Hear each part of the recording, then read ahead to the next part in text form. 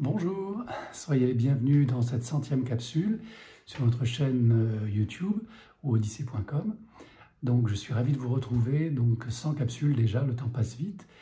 Et celle-ci donc m'intéresse tout particulièrement car c'est un sujet que je n'ai jamais traité, je crois, et qui me semble essentiel puisque les circonstances, je dirais, environnementales, le contexte mondial et toutes les crises que nous avons passées et toutes celles qui arrivent vont nécessiter, je dirais, le besoin de libérer cette énergie extraordinaire qu'on appelle la joie. Alors c'est paradoxal de parler de la joie en des moments aussi difficiles, et je pense qu'il est nécessaire de le faire justement parce que les moments sont difficiles. Alors je vais vous raconter une anecdote très rapide qui m'est arrivée il y a de ça quelques années, lorsqu'une cliente m'a appelé pour prendre rendez-vous pour un soin énergétique. Et je l'ai donc accueillie dans mon cabinet à l'époque à Paris, et je lui ai fait le soin. Et durant tout le soin, j'ai ressenti toute la lumière, toute la beauté, toute la puissance de son énergie, et ça m'a beaucoup surpris. Donc à la fin du soin, j'ai demandé à cette dame pourquoi elle venait faire un soin énergétique, puisqu'elle avait déjà un taux vibratoire très élevé et très lumineux. Et elle m'a répondu une chose très simple, c'est juste pour me tenir à ce niveau-là. Car c'est pour moi le niveau de la joie, avec un grand sourire. Et c'est à ce moment-là que j'ai compris le lien qu'il y avait entre un taux vibratoire élevé et ce sentiment de joie. Donc la joie est quelque chose qui n'est pas fin, qui n'est pas lié à un désir ou un besoin. La joie est une sensation, une vibration très particulière qui nous permet de passer au-delà des conflits, des vicissitudes, des blessures, de nos doutes, de notre sentiment parfois de culpabilité et de nos peurs. La foi est quelque chose qui nourrit la joie. La joie et la foi marchent ensemble. Ce sont deux compagnons de route. Et plus la joie est là, plus la tristesse, le sentiment de solitude s'éloigne. Car nous ne sommes plus dépendants du regard des autres, nous ne sommes plus dépendants de ce sentiment d'être reconnu, d'avoir sa juste place dans ce monde, dans notre vie. Lorsqu'on est dans la joie, on est à sa place. On est une âme incarnée qui vibre à la bonne fréquence. Ça signifie que cette joie nourrit notre bonne santé. Elle nourrit notre état d'esprit, clarifie nos pensées et nous permet surtout de rayonner cette joie autour de nous. Donc j'ai envie de dire, pour paraphraser les bouddhistes, que lorsque vous êtes en joie, vous êtes dans un heureux égoïsme, celui qui consiste à rayonner cette lumière et cette joie. Et bien sûr, la joie se cultive. Elle se cultive par la pensée juste, l'action juste et le comportement juste. Alors loin de moi de parler de religion, nous parlons surtout d'état d'être. Cette faculté que nous avons à prendre conscience que lorsque nous évitons de produire du karma, eh bien nous restons dans la joie.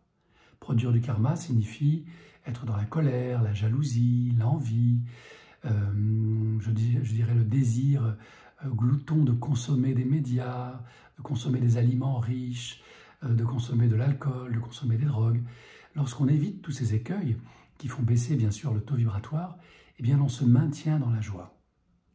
Et vous savez ce qui est extraordinaire avec la joie, c'est que c'est le chemin qui mène au bonheur intérieur. C'est le chemin qui mène à cette porte que peu de nous osent ouvrir. Pendant de longues années, j'ai refusé d'ouvrir la porte du bonheur. J'ai même enfoui la joie dans mon cœur. Pourquoi? Tout simplement parce que j'avais peur de blesser les autres, de blesser toutes ces personnes qui étaient tristes, qui vivaient dans le deuil, qui vivaient dans le renoncement, l'échec. Et donc je m'interdisais d'être joyeux alors que dans mon cœur j'étais joyeux. Même si dans ma vie tout se passait de travers ou de manière désagréable, je gardais cette lumière en moi. Eh bien je m'interdisais de la transmettre, de la vivre et de la laisser rayonner. Alors par culpabilité peut-être, par faiblesse d'âme, je ne sais pas, mais ça a duré de longues années. Et un jour je me suis dit, mais pourquoi tu fais ça? À quoi bon mettre cette chape de sérieux, de rationalité, de religion peut-être, de culture en tout cas, sur ta joie, sur cette énergie dont tu as tellement besoin pour avancer vers ton bonheur. Alors ce jour-là, j'ai décidé d'arrêter de me faire souffrir, d'arrêter d'être mon propre tyran, et j'ai accueilli ma joie. Et tant pis si cela blesse certaines personnes, j'ai constaté que cela faisait beaucoup de bien à beaucoup d'autres personnes. Et dans la balance, entre la joie, la tristesse, la honte, la culpabilité, la joie l'emporte toujours. Il y a toujours une belle nécessité à être joyeux. Cette joie, elle est simple, elle est paisible. Elle n'est pas là pour s'afficher, pour faire semblant. Cette joie, elle est intérieure. C'est le sourire du Bouddha. C'est le savoir profond qui est devenu connaissance, que cette vie n'est qu'un passage, que chacun de nous fait de son mieux, à l'endroit où il est, de sa vie, de son malheur, de sa joie.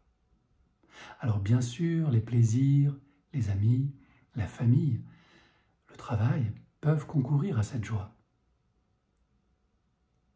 Mais la vraie joie n'a besoin de rien ni de personne. Un rayon de soleil intérieur, un parfum, un souvenir, un état de plénitude libère la joie. Donc si comme moi, vous avez besoin de cette énergie de joie, fermez les yeux, quelques instants, et prenez le temps de vous connecter à votre cœur, juste là, maintenant, avec moi.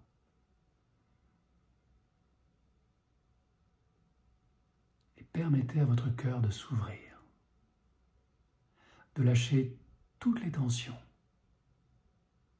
de connecter cet instant extraordinaire de la vie,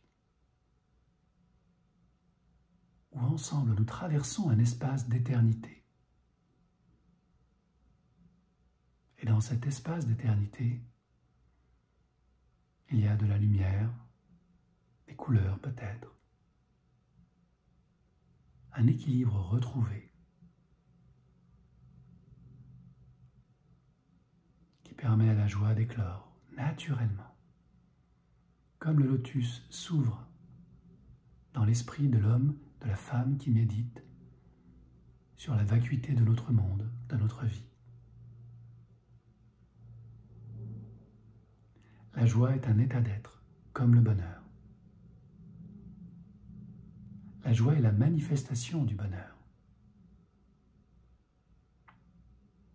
Et la joie est simple, réservée, silencieuse et toujours présente, quelles que soient les difficultés, quelles que soient nos souffrances. Nous pouvons être et rester dans la joie, dans cette conviction profonde que nous ne faisons que passer, que nous ne sommes pas éternels. Et c'est tant mieux que seule la sagesse, l'apprentissage, la connaissance nous poussent vers cette éternité de l'âme et de l'esprit. Gardez l'esprit en joie, faites du bien autour de vous, souriez pour vous-même et pour les autres. Même sans raison, c'est le plus beau des sourires. Et je vous souhaite une vie joyeuse et partagée. Namasté.